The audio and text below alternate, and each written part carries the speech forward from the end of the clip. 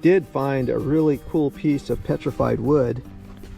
It's you can see the end grain here, I think. Pretty tight on the end grain. But I don't find very many pieces this big, this nice up here. I have found some bigger chunks than this higher up, but this one is an obvious piece of petrified wood. A good find. Taking it home.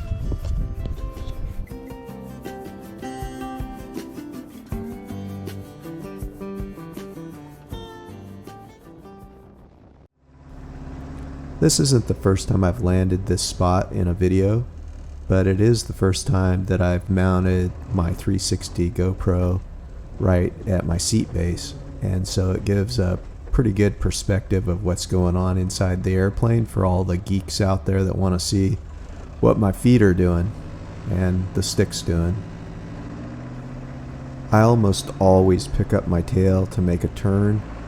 The reason is a Super Cub, that's one of its weak points is the tail, and so if you come up against something solid with the tail wheel, you can easily twist the tail on a Cub, or just over time you're going to start cracking welds and stuff like that. So I try to protect the tail as much as possible. There are times when picking up the tail can be an issue, especially if there's strong winds, because if the wind gets underneath the tail, all of a sudden you could be up on your nose, and buying propellers isn't cheap either. A lot of you may have noticed that I start my takeoff roll with no flaps, and as I begin to roll I pull my flaps on, and I pull full flaps when I'm ready to break ground, and then usually I go back to my second notch fairly quickly. When I set up for landing, I'll usually pull my last notch on, short final, and I don't then release the flaps until I've come to a stop. I'm fairly short, my arms are short, so for me to release the flaps at touchdown when the airplane's really not producing any lift, it doesn't make a lot of sense in my mind. Other people do it differently, but I've pretty much always released the flaps once I get stopped. This particular spot here, I was looking at a spot to land, and at the last minute I just decided that I did not like how it looked or felt.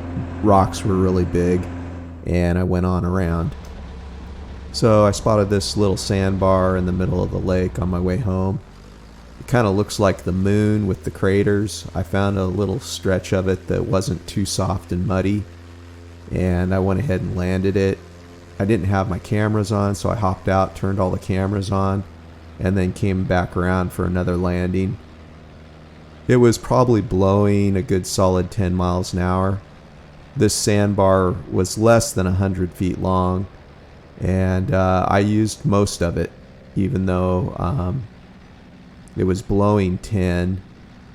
I don't really use the water when it's blowing that much because my ground speeds are at the point where I could penetrate real easy. And so I would rather touch my tires down on fairly solid ground. I think I touched down maybe a few feet in the water, but for the most part, all my braking was done, or all my deceleration was done on the sandbar itself. One thing you have to be really careful about when you're landing places like this in a lake is how soft the sand is, or the dirt or the mud, because you can have a dry layer on top and it literally sink to your axles. So that's why it's really good to drag a spot first and make sure that you're not going to get so slow that all of a sudden you end up sinking up to your axles, and then what? You're going to call a helicopter to get off the thing? Be kind of embarrassing.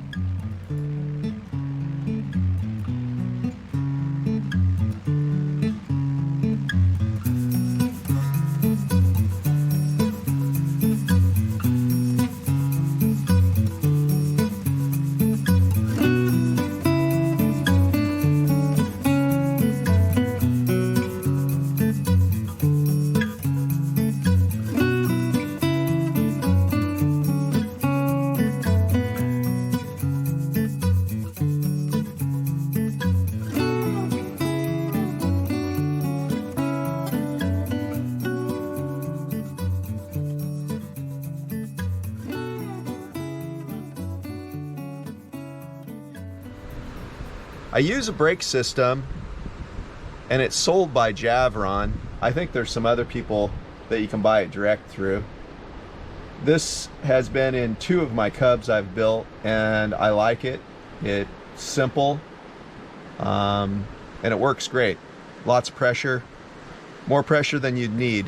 You could easily put this Cub up on its nose. So I'll show you what I'm using. I'm using an oiler for my reservoir.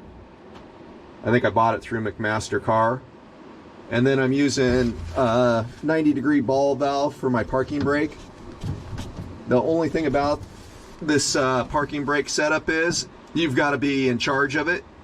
You can't just set it and then forget about it, because if you take off from someplace slippery and then you go land someplace that's not slippery, all of a sudden you're going to be upside down or on your nose. So anyway, it's a simple system, but it doesn't have any safety built into it as far as the parking brake goes. A lot of guys that build experimental Cubs actually move the master cylinders up to the front, and then they don't run brakes in the back. The main reason is a lot of times people don't brief their passengers on the rear brakes, and I've had it where a guy with big feet and boots puts his feet right on the pedals, and you go and touch down, and if you haven't reached back there to make sure his feet are off the brakes, all of a sudden tail's coming up really quick and you're adding power to go around, if you're quick enough on the power. If you're not, you could be over on your back. Again, you got to be in charge of your brakes. So brief your passengers. If you have backseat passengers and you have a brake setup like this. Anyway, this is the setup I went with, mainly because I planned on teaching my daughter how to fly this airplane. So it's got, you know, rear stick, rear throttle quadrant, and someday hopefully she'll get in here and learn to fly it. Okay, if you've made it this far, you get the full-on Geek Award. This is just for the people that want to see a full screen view of what my feet are doing at touchdown.